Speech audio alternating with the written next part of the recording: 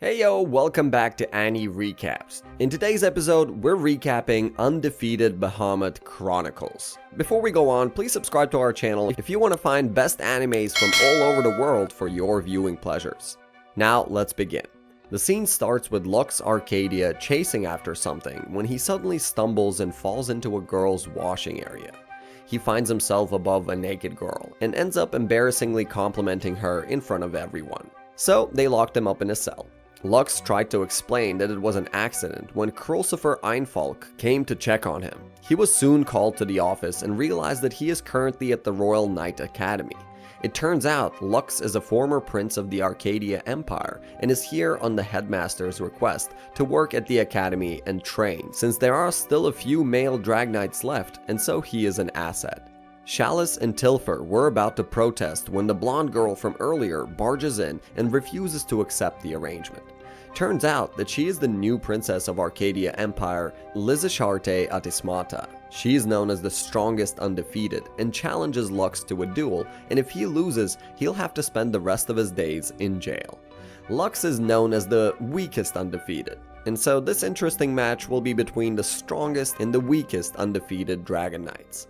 Later, he meets with his sister, Airi Arcadia, and her friend Noct to apologize for the trouble he had caused. Airi shares her worries about what she will do if Lux gets arrested, since members of the former royal family are considered criminals and have a debt to pay. Either way, she puts her faith in him and wishes him luck. At the arena, the crowd was hooting and the barrier was set to avoid any damage. The match officially began, and the power difference between the two was clear from the start. Lux didn't try to attack even once throughout the match. He kept avoiding the attacks, making Lisha frustrated even more. She brings out her special attacks one by one and launches a divine level attack, forcing Lux to eat dust. But because of using that power, she loses control of her drag ride. At this very moment, a monster named Abyss appears and everything falls into chaos. All the knights are requested to evacuate the students. Just then, the monster attacks Lisha, breaking the barrier, but Lux blocks the attack and saves her. He asks her to attack the monster when he signals her to, and jumps into the dangerous battle without fear. He leads the monster while avoiding all his attacks, and finally acts as a bait to give Lisha an opening to finish him off. When he wakes up, he finds Lisha with him. She was there to thank him for saving her and tell him about the real reason behind the duel. She shows him an old empire crest on her belly and asks him to keep quiet about it. He promises to not let it out, and they end up becoming friends. It is Lux's first day as an official student, and so he is introduced to the class. He meets his childhood friend Filthy and decides to sit with her, but Lisha is not too happy about it. All the girls' crowd surround him during the break and put in requests for him as a handyman. During this commotion, Lisha also submits a request for him to be her executive personal assistant.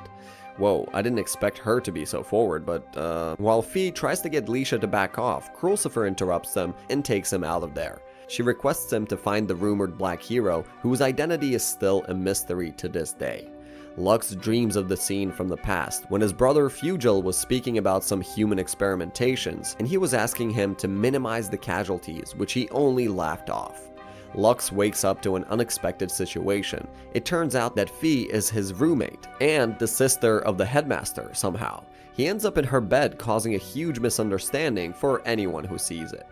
Later, he went to the requested site for the handyman business and finds Lisha. She shows him his wyvern drag ride that she fixed for him and welcomes him as a member of the school's chivalric order, which is an order that consists of all the superior drag knights. She then takes him to the market under the name of work and tries to treat him to a fancy restaurant, but since she forgot to bring her wallet, Lux ends up treating her to some sweets. Next, they go to the top of the bell tower, where Lux comments on Lisha being an amazing future queen and a drag knight. Lisha tells him the truth about how she was captured by the old empire and was abandoned by her father, but since she couldn't kill herself, she resolved to be a proper member of the new empire. And so she doesn't even consider herself a worthy queen.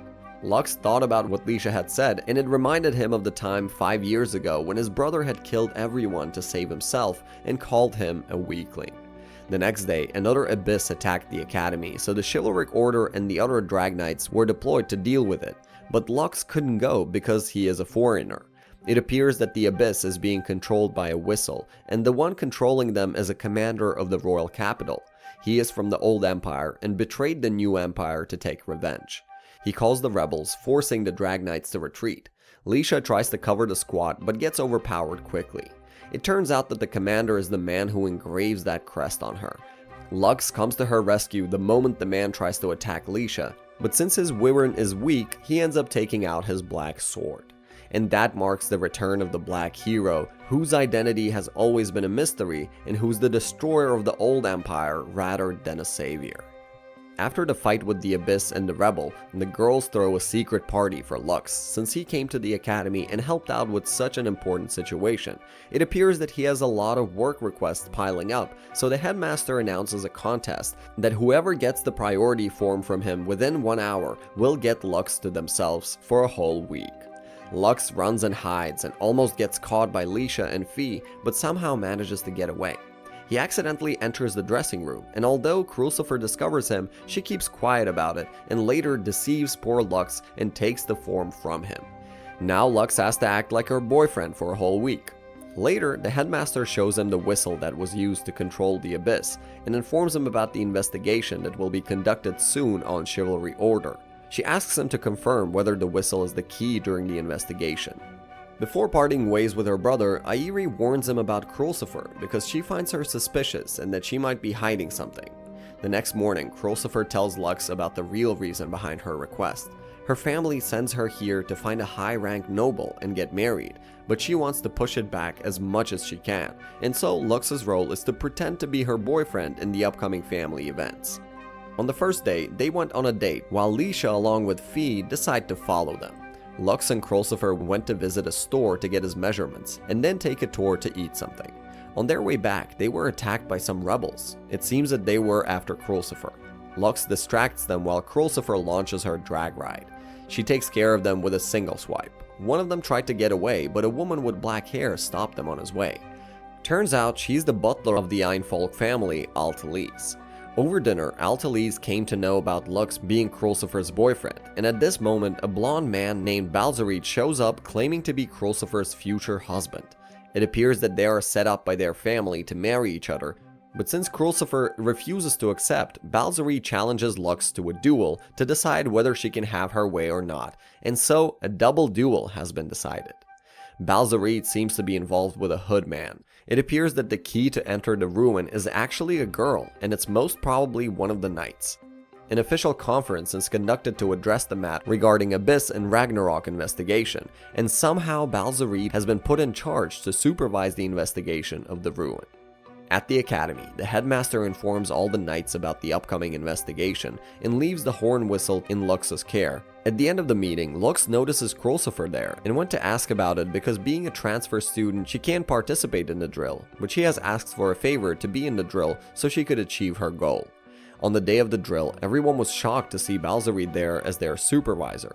Leisha tries to protest but couldn't do anything since he is sent by the authorities. The investigation begins anyhow, and all the knights gather around the ruin. Crucifer rushes in without a second thought, and suddenly a high-ranking monster appears from the ruin. It attacks Noct, but Lux blocks its attack on time. The others immediately back him up, and Crucifer sets up her Wise Blood technique and tries to aim. During this situation, Balzarit tries to provoke Lux, but he doesn't pay it any mind. Crucifer attacks oddly miss its target, and so Balzarit throws his axe towards the monster. It hits the monster, but after a few moments, the ruin begins to glow and takes both Crucifer and Lux inside. At this moment, Lux is once again reminded of his brother and the time he had developed a dangerous technique. When he comes to, he finds himself in a peaceful and quiet place with no one around, but soon realizes that he is inside the ruin along with Crucifer. They decide to go to the center of the ruin to regroup with everyone.